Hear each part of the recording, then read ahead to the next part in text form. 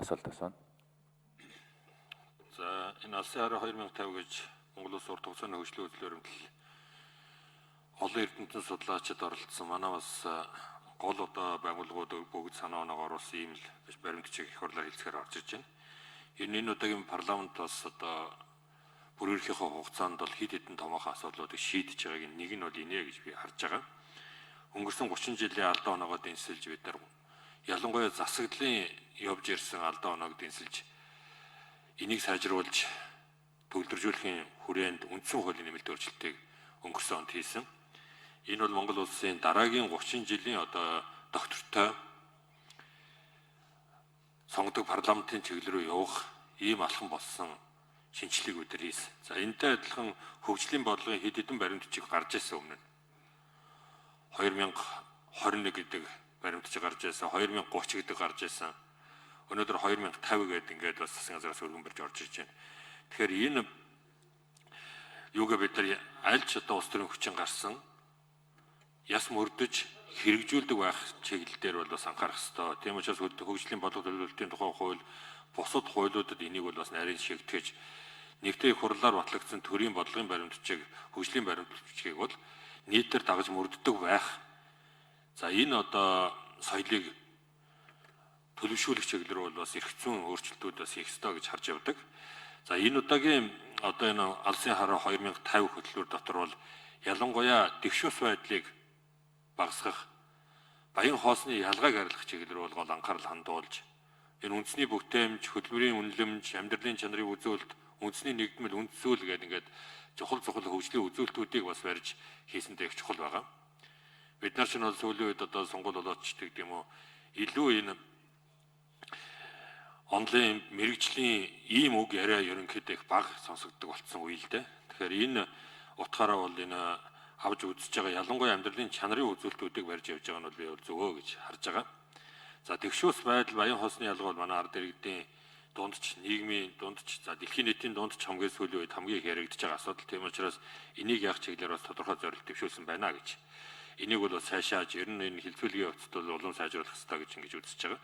За хоёр чухал асуулт байна. Нэгдүгээрт бол энэ бүсчлэлээ яаж хуваалсан юм бэ?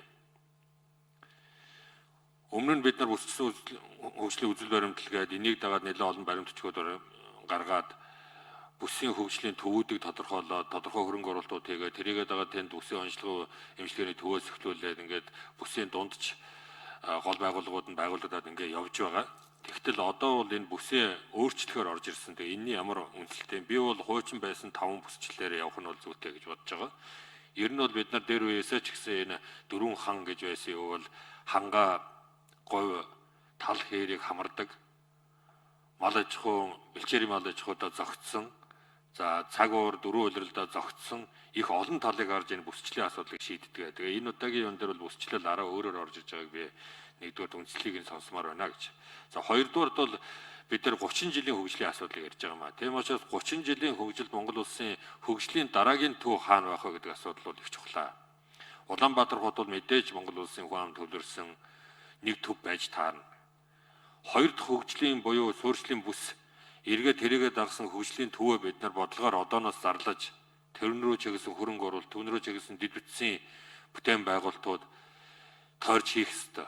1999 оноос хойш парламентын түвшинд нийт 2 дахь нийслэлийг хаана байгуулах уу гэдэг асуудал судалгааны түвшинд явж ажлын хэсгүүд байгуулагдаж 3-4 парламент дамжин судалгаа хийгдсэн.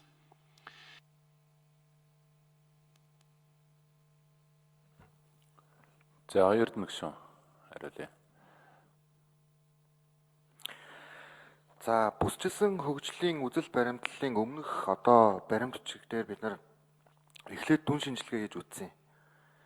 Тэгээ хэрэгжилтийн хувьд үндсэндээ бас бүтэн хангагдаагүй гэдэг ийм одоо үзүүлэлт гарч ирсэн. За энэ дээр бид нар JICA-гийн эрдэмтдтэй бас нилээдгүй нарийн суусан. Энэ өөрөө бараг дангаараа ийм 10 том бичиг баримт байгаа. Энийг одоо Содбаатар гишүүн бас авч үзэж болох бах. За ингээд энэ бол нэлээд маргаантай асуудал байсан. Өнгөрсөн одоо энэ хөгжлийн бодлогын баримтчийг боловсруулж авах үеийн нэлээд маргаантай асуудал энэ байсан. За гагцхүү нэг философиор тогтсон. Тэрний вэ гэхээр аливаа бүсчлэл гэдэг бол нутаг дэвсгэрээр шууд хүчээр хийж болдгоо байна гэдэг. Энэ бол бизнес эдийн засгийн урсгалаар хийгддэг юм байна. Хүн ам шууд очиод сууг өгвөл тэнцээ очиж суудгүй юм байна. Амьдрдгүү. Тэрийг бодлогоор дэмжиж энэ төвлөрөл задардаг юм байна.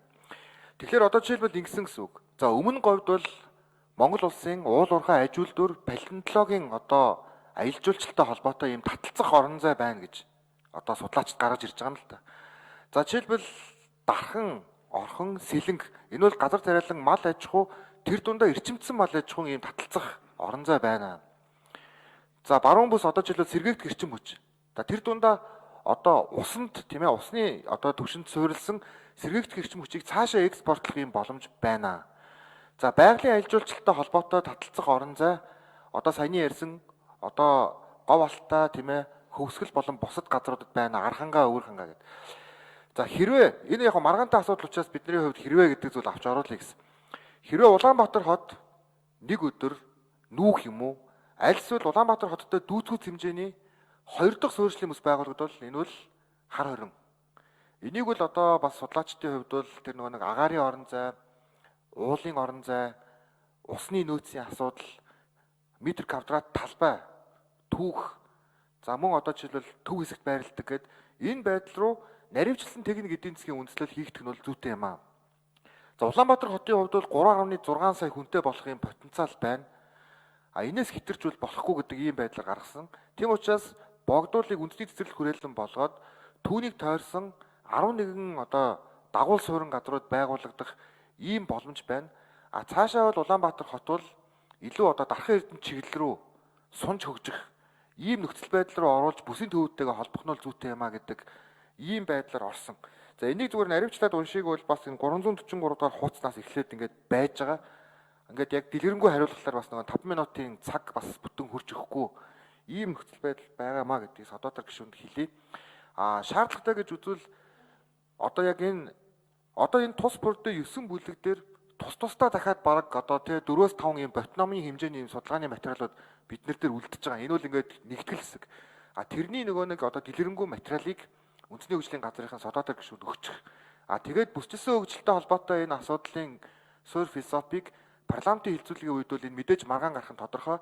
Гэхдээ бид нэр илүү жамс бизнесийн жамсны урсгалаа дагж иж бүсчихдэг юм байна. За өөр нэг зөвлөмж нэгэнтээ одоо бас өнөөдөр их хурлаар орж байгаа учраас цаашдаа Монгол улсын их хурлын сонгуулийг бүсчилж явуулах нь зүйтэй гэдэг ийм зөвлөмжийг эрдэмтэн судлаачид өгсөн.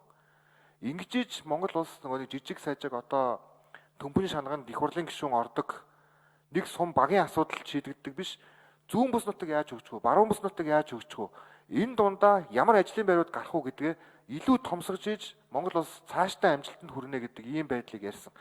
Гэхдээ энийг бол бид нар өнөөдөр тусгаад ярих бол боломжгүй. Зүгээр энэ зөвлөмж байд. За Содотор гишүүн нэмж 1 минут тодруулъя.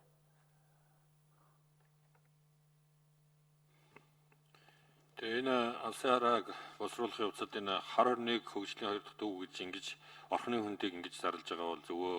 Ер нь бол айлч талаас хүн ам дараагийн суурших, байршил саяны одоо оюун эрдэнэ сайдын хэлж байгаа юмнуудаар бол бид нар энийг одооноос эхэлж бас энэ баримт бичгтээ тусгаж энийг дагсан техник эдийн засгийн үндэслэл бусад хөрөнгө оруулалтын асуудлуудыг бас шийдвэрлэж ингэж явж явах хэрэгтэй гэдгийг бас хэлмээр байна. Үнэхээр энэ одоо алсын хараа 2005 гэсэн энэ улсын хурлын тогтоолын төсөллийг бид нар батлахдаа дагуулад миний хэлээд байгаа тэр энийг бүх одоо ямар ч улс төрийн хүчин засгийн эрх барьж гарч ирсэн цаашдаа үнийгээ бариад одоо хэрэгжүүлдэг, дагаж мөрддөг ийм байх чиглэл рүү эргэцүүн шинжилгэүүдийг нь бас хийх чиглэл үүргийг бас тогтоолын төсөлд өгөөсэй гэж хүсэж байгаа. Тэгжээж бид нар хөгжлийн бодлого энэ төлөвлөлтийн асуудал, за төсвийн асуудал гэдэг олон асуудалтайгаа энэ бодлого. За Содотор гишүүн санал хэлцтэй дээ тий. За одоо үндсэн хуулийн